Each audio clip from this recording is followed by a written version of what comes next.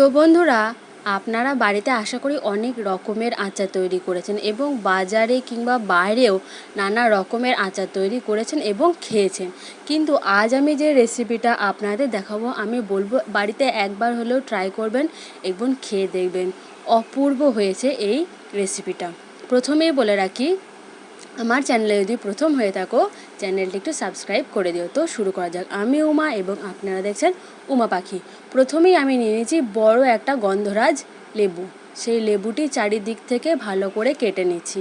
আমি যেরকম সাইজের কাটছি আপনারা সেরকমভাবেও কাটতে পারেন, অথবা আপনাদের ইচ্ছা মতোও কাটতে পারেন। যেহেতু আমার কাছে একটা লেবু ছিল, তাই আমি একটু বেশি পিস পিস করে নিয়েছি। এইভাবে সব ভেতরকার খোসাগুলো আর বীজগুলো ছাড়িয়ে নেবেন।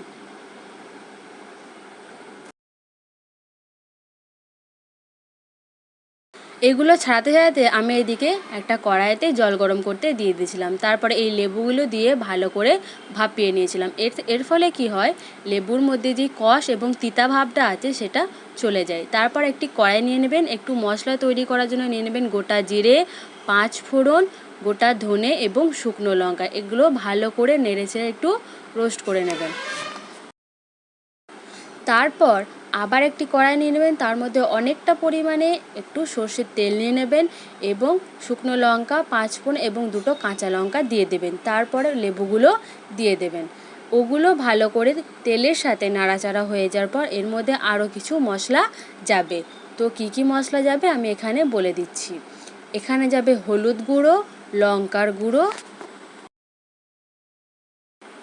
স্বাদ মতো নুন এবং ওই যে মশলাটা আমরা তৈরি করেছিলাম ওই মশলাটা যাবে। তারপরে আমি দিয়েছি 1 মুঠো চিনি এবং গুড়। এখানে গুড় চিনি না দিলেও হবে, যে কোনো একটা দিয়ে করলেও হবে, শুধু চিনি দিয়ে করলেও হবে এবং শুধু গুড় দিয়েও করলেও হবে। আর আপনি যদি বাড়িতে অনেক দিন এই আচারটি স্টোর করে রাখতে চান, সেই জন্য দিয়ে দেবেন পরিমাণ মতো ভিনিগার। এই ভিনিগারটা দিলে কি হয়, বাড়িতে অনেক দিন এই আচারটি ভালো অবস্থায় থাকে। তারপর আমি একটু মিশিয়ে নিয়ে ভালো করে তুলে নিয়েছি। দেখতেই পাচ্ছেন রেজাল্টটা কত সুস্বাদু হয়েছে, দেখেই তো জিভে জল চলে আসছে। তো আমি আশা করব আপনারা আমার এই রেসিপিটা দেখে অবশ্যই বাড়িতে ট্রাই করবেন এবং আমাকে কমেন্টে জানাবেন কেমন হয়েছে।